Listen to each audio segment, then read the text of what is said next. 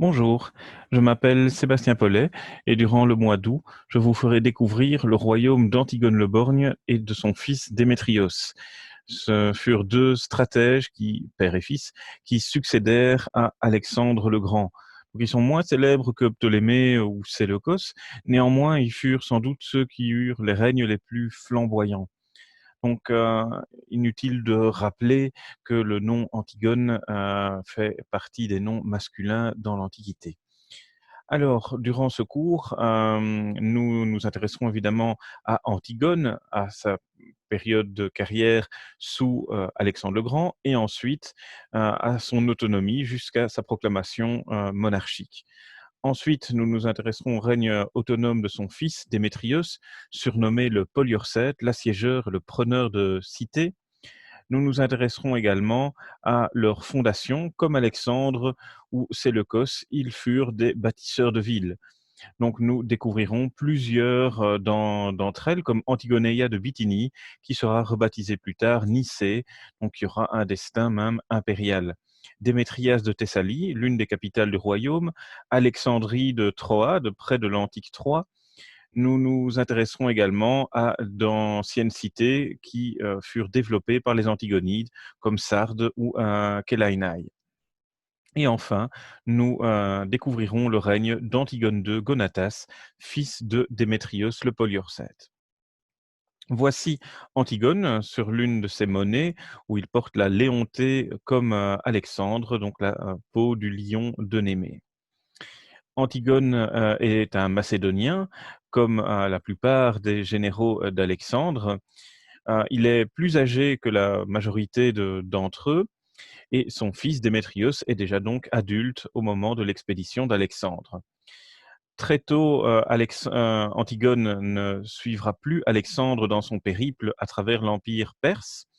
Quand Alexandre eut atteint la Grande Phrygie, il laissa Antigone sur place en qualité de satrape, donc de gouverneur. Et Antigone géra 7 provinces au cœur de l'Anatolie durant tout le règne d'Alexandre et donc durant toute l'expédition orientale du grand conquérant.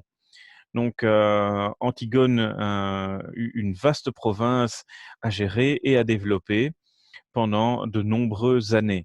Il dut faire face aussi à la plus violente des contre-offensives perses, parce que ceux-ci ne furent pas inactifs ou juste battus par Alexandre. Ils tentèrent de reprendre l'Anatolie quand Alexandre était en Phénicie. C'est Antigone qui sauva Alexandre de ce grand péril. Après la mort d'Alexandre, Antigone fut confirmé en tant que gouverneur de Phrygie. Donc, la plupart des jeunes généraux qui héritèrent des provinces voisines, comme Léonatos, Asandros, Philoxénos, voyaient Antigone d'un mauvais œil. Il était un vieux général, plutôt favorable à la monarchie de Philippe II, le père d'Alexandre, et il pensait qu'en lui laissant la Haute-Phrygie, il ne vivrait pas bien longtemps, les hivers y étant extrêmement rudes. Néanmoins, Antigone se révélera un brillant militaire euh, et il parviendra à éliminer tous ses rivaux les uns après les autres. Celui qui lui causa le plus de troubles fut Eumène de Cardia, l'un des seuls Grecs de l'aventure d'Alexandre. C'est son ancien secrétaire qui avait reçu la Cappadoce après la mort d'Alexandre. Donc, la Cappadoce antique est bien plus au nord que la Cappadoce byzantine que l'on connaît généralement aujourd'hui. Eumène sillonnera le Proche-Orient à la tête de troupes. Il mena une expédition extraordinaire à travers la Mésopotamie et même l'Iran, poursuivi par Antigone. Antigone fut battu à plusieurs reprises, défié par Eumène, et enfin, il parvint à en venir à bout en le faisant capturer. Et Antigone le fit exécuter en raison de la menace qu'il représentait. Nous aurons l'occasion de voir le flamboyant destin donc d'Eumène de Cardia et même l'image qu'on en a encore aujourd'hui de lui à travers notamment la culture japonaise. Après quelques années, Antigone étendit son territoire bien au-delà de l'Anatolie et finit par s'autoproclamer roi. Il fut le premier des généraux d'Alexandre qui restait encore à cette époque à devenir roi. Ptolémée le fit ensuite, puis Lysimaque, Cassandre et Séleucos dans un second temps. Donc il ne restait plus après que quelques années 5 généraux d'Alexandre qui sont donc devenus rois. Antigone envahit tout le Levant. Il fut l'un des premiers confrontés aux Nabatéens. Pendant quelques années, il fit même exploiter le bitume de la mer Morte.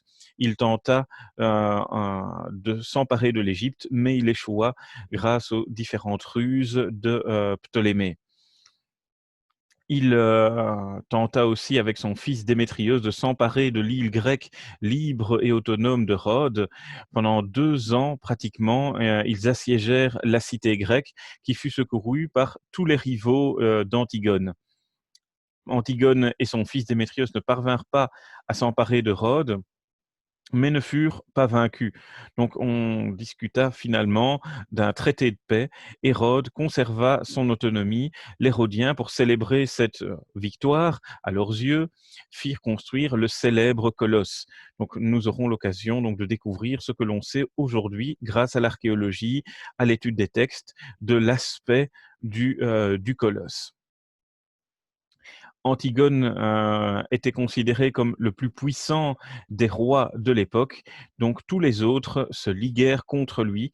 L'affrontement eut lieu à Ipsos en 301 en Anatolie, où Antigone fut vaincu. Il périt même sur le champ de bataille. Son royaume fut partagé principalement entre Lysimaque, Séleucos et Cassandre. Son fils Démétrios parvint à se sauver d'Ipsos avec quelques troupes qui lui restèrent fidèles. Il ne possédait plus que quelques cités éparpillées au Proche-Orient et en Grèce à ce moment-là. Nous ferons une petite pause après le chapitre consacré à Antigone, pour découvrir la cité de Sardes qui fut l'une des capitales d'Antigone. Donc nous découvrirons notamment les fouilles américaines, des termes ici de la synagogue ou du grand temple, donc l'une des merveilles de Sardes qui peut toujours se visiter. Démétrios, nous le retrouverons ensuite et nous nous intéresserons donc à son règne autonome, puisqu'il était roi en même temps que son père. Et donc Démétrios va tout faire pour recréer un grand royaume. Et c'est vers la Grèce qu'il va se tourner. Il va finir par s'imposer en Grèce et même à régner temporairement sur la Macédoine. Donc à ce moment-là, il ne reste plus que 4 rois dans le monde hellénistique, donc Ptolémée, Séleucos, Lysimaque et Démétrios sur la Grèce et la Macédoine. Démétrios devra faire face à une nouvelle menace, celle de Pyrrhos, le Pyrrhus des Romains, le roi d'Épire, qui lui aussi rêvait de régner sur la Macédoine. À la fin de son règne, Démétrios connut toute une série de difficultés en Grèce. Il laissa finalement les quelques cités qui lui restèrent fidèles à son fils et se lança dans une aventure à travers l'Anatolie avec quelques troupes. Il traversa une partie du royaume de Lysimaque pour déboucher dans le royaume de Séleucos, qui finit par le capturer. Et Démétrios passa les dernières années de sa vie à Apamée de Syrie, en résidence surveillée. Séleucos disait qu'on avait lâché un lion enragé dans son royaume. Nous nous intéresserons ensuite à Kélaïnaï, la première des capitales d'Antigone et Démétrios, qui deviendra plus tard une Apamée. Donc, grâce à l'étude de cette cité, nous découvrirons aussi le mythe de Marsyas, donc, qui défia Apollon et qui fut ensuite châtié par les muses. Il fut écorché vif. Cet épisode de la mythologie grecque est censé s'être passé à Kélaïnaï. Donc ce sera l'occasion de découvrir plusieurs épisodes de la mythologie liés à cette cité. Donc nous aurons l'occasion aussi de retrouver le roi phrygien Midas. Nous nous intéresserons donc aux fondations des premiers Antigonies, donc Antigone et Démétrios, notamment à travers Alexandrie de Troade, actuellement fouillée par les Allemands et les Turcs. Enfin, nous nous intéresserons au règne d'Antigone II Gonatas, donc troisième roi de cette lignée, qui parvint à rétablir et consolider un royaume en Grèce et en Macédoine. Contrairement à son père et son grand-père, Antigone II se montra beaucoup plus sage, beaucoup plus mesuré dans ses décisions. Donc, il fit aussi des alliances matrimoniales, notamment avec la dynastie séleucide. Il fut l'un des premiers rois à s'intéresser à la philosophie. On le qualifie parfois du premier roi hellénistique philosophe, puisqu'il eut d'excellents rapports avec Zénon.